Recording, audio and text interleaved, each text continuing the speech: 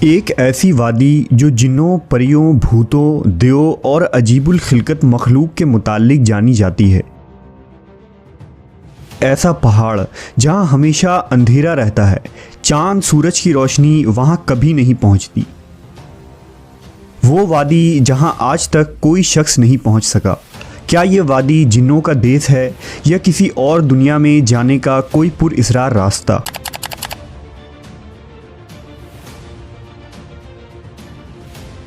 کوہ قاف کا نام سامنے آتے ہی کوئی گمشدہ عربی کہانیاں ذہن میں جاگ اٹھتی ہے۔ ایسی کہانیاں جو بادشاہوں کی حسین شہزادیوں سے شروع ہو کر جنوں اور پریوں کے زیر قبضہ ہیبت ناک قلعوں اور طلسم سے جڑی ہوتی ہے۔ ایسی کہانیوں کا مرکز عام طور پر یہ ہوتا ہے کہ فلاں ملک کے طاقتور بادشاہ کی حسین اور نرم و نازک شہزادی کو فلاں جن یا دیو نے اغوا کیا اور کوہ قاف کے کسی وادی کے تاریک محل میں لے جا کر قید کر دیا۔ اس طرح کی کہانیاں ہندوستان، ایران اور عرب علاقوں کے افسانوی اور ادبی کتابوں میں اہم مقام رکھتی ہے۔ تحریری شکل میں موجود ہونے کے علاوہ یہ داستانیں سینہ بسینہ روایتوں کی شکل میں بھی منتقل ہوئی ہیں۔ جبل قاف یا کوہ قاف مشرقی وسطیٰ اور عربوں کے مشہور افسانوں میں ایک افسانوی پہاڑی سلسلے کا نام ہے۔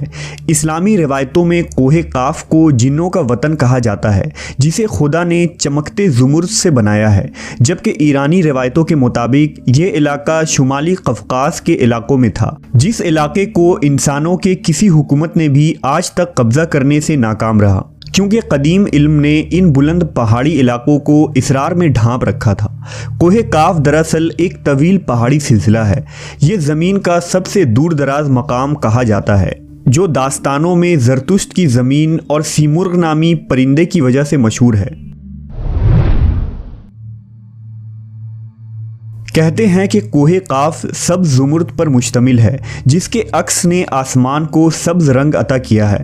کوہ قاف کو جنوں کا شہر بھی کہا جاتا ہے، جہاں زمانہ قدیم میں جنات کی نسلوں نے بہت ساری حکومتیں قائم کی تھی۔ امام قزوینی لکھتے ہیں کہ کوہ قاف کئی علاقوں میں منقسم ہے، جس میں 70 زمینیں چاندی کی ہیں، 70 زمینیں سونے کی ہیں اور 70 مشک کی۔ عربی کتابوں کے مطابق قاف پہاڑی سلسلوں میں سب سے اونچا تھا، جو اللہ کی طرف سے زمین کو سہارا دینے کے لیے بنایا گیا تھا، اور اس دنیا میں جتنے بھی پہاڑی سلسلے ہیں، تمام سلسلوں کی شاخیں زیر زمین کوہ قاف سے جڑا ہے۔ اس طرح کوہ قاف جو اس زمین کا سب سے بڑا پہاڑ ہے، تمام پہاڑی سلسلوں کا مرکز ہے۔ زکریا القزوینی نے 13ویں صدی میں عجائب المخلوقات و غرائب الموجودات نامی ایک کتاب لکھی تھی، جس میں انہوں نے کاسمولوجی کے مطابق یہ نظریہ دیا ہے کہ آسمان کو خدا نے تھام رکھا ہے تاکہ وہ زمین پر نہ گر پڑے۔ اس زمین کے چاروں طرف پہاڑوں کا ایک طویل سلسلہ ہے، جس میں کوہ قاف بھی شامل ہے، جو ان سلسلوں کو کھوٹی کی طرح اپنی جگہ پر رکھتا ہے۔ اسی طرح مشہور صوفی بزرگ جلال الدین رومی نے اپنی تحریروں میں کوہ قاف کا ذکر کچھ یوں کیا ہے کہ طاقتور بادشاہ سکندر ذوالقرنین نے آب حیات کی تلاش میں مشرق کا سفر کیا تھا۔ اس سفر کے دوران آپ کوہ قاف تک جا پہنچے تھے۔ جب آپ کوہ قاف پہنچے تو آپ نے دیکھا کہ وہاں فرشتہ اسرافیل قیامت کے دن سور پھونکنے کا انتظار کر رہے ہیں۔ کوہ قاف اور اس میں آباد مخلوقات کے متعلق ایک اور روایت بیان کی جاتی ہے کہ حضرت ابن عباس فرماتے ہیں کہ رسول اللہ صلی اللہ علیہ وسلم ہمارے پاس تشریف لائے جبکہ ہم مسجد نبوی میں حلقہ بنا کر بیٹھے ہوئے تھے۔ ہمیں آپ صلی اللہ علیہ وسلم نے فرمایا، کیا کر رہے ہو؟ ہم نے عرض کیا، ہم سورج کے متعلق غور کر رہے ہیں کہ وہ کیسے طلوع ہوتا ہے اور کیسے غروب ہوتا ہے۔ فرمایا، تم نے اچھا کیا، اس طرح سے مخلوق میں فکر کرو، خالق میں فکر نہ کرنا، کیونکہ اللہ جس کے لیے جو چاہتا ہے پیدا کرتا ہے۔ تم اس سے تعجب کرو کہ کوہ قاف سے آگے 7 سمندر ہیں، ہر سمندر 500 سال سفر کرنے کے برابر طویل ہے، اور اس کے آگے 7 زمینیں بھی ہیں جن کا نور ان کے باسیوں کے لیے چمکتا ہے۔ اس کوہ قاف کے آگے 70,000 مخلوقات ہیں جو اڑتی ہیں، ان کو پرندوں کی شکل میں پیدا کیا گیا ہے۔ یہ مخلوق اور ان کا بچہ پیدا ہوتے ہی ہوا میں اڑنے لگتے ہیں۔ یہ اپنی تسبیح کی ادائیگی میں ذرہ برابر وقفہ نہیں کرتے۔ ان کا کھانا بھی ہوا ہے، ان کا پینا بھی ہوا ہے، ان کا لباس بھی ہوا ہے، ان کے برتن بھی ہوا کے ہیں۔ وہ یہ نہیں جانتے کہ اللہ نے حضرت آدم کو پیدا کیا ہے اور نہ ابلیس کو جانتے ہیں اور نہ ہی ابلیس کی اولاد کو جانتے ہیں۔ اللہ نے کوہ کاف کو دنیا کے گرد تخلیق کیا ہے۔ یہ تمام دنیا اس پہاڑ کے درمیان میں ایسے موجود ہے جیسے ایک انگلی میں انگوٹھی۔ کوئی انسان وہاں پہنچ نہیں سکتا ہے کیونکہ وہاں پہنچنے تک 4 مہینے اندھیرے سے گزرنا پڑے گا۔ یہ وہ پہاڑ ہے جہاں کوئی سورج نہیں، کوئی چاند نہیں، یہاں تک کہ یہ لوگ چاند و سورج کے بارے میں بھی نہیں جانتے کہ اللہ نے چاند اور سورج بھی تخلیق کی ہے۔ جو روشنی ان تک پہنچتی ہے وہ کاف پہاڑ کی روشنی ہے، اور وہاں موجود لوگ جڑی بوٹیاں کھاتے ہیں اور ان کے بدن پر کوئی کپڑا نہیں ہوتا۔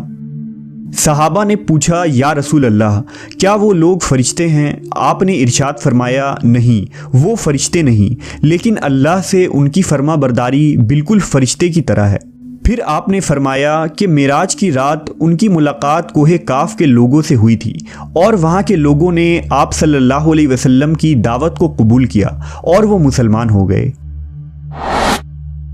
صوفیہ کرام کے نزدیک دراصل کوہ کاف اس زمین میں موجود کوئی پہاڑ نہیں، بلکہ کوہ کاف سے مراد عالم مثال میں واقع وہ پہاڑی سلسلہ ہے جو بذریعہ کشف اولیاء کرام کے مشاہدے میں آتے ہیں، جیسا کہ خواجہ فرید الدین عطار جیسے صوفیہ نے اس تصور کا مشاہدہ کیا ہے۔ طریقت میں کوہ کاف کو شعور کا ایک دائرہ اور مرید کا حد سمجھا جاتا ہے، جسے پا کر بندہ فنا فی اللہ کے درجے تک پہنچ جاتا ہے۔ بہت سارے لوگوں کا یہ ماننا ہے کہ یہ لفظ کاف کسی چیز کی مرکز کو ظاہر کرتا ہے، اور یہ لفظ اتنا مقدس ہے کہ قرآن میں پوری ایک سورہ کا نام سورہ قاف ہے جو اس کوہ کاف پہاڑ کی طرف اشارہ کرتا ہے۔ اس سورہ میں اللہ کی وحدانیت، موت اور زندگی کا نظریہ پیش کیا گیا ہے۔ کوہ کاف جغرافیائی اعتبار سے ہماری اس زمین میں کہاں موجود ہے، اس کے متعلق مختلف نظریات پائے جاتے ہیں۔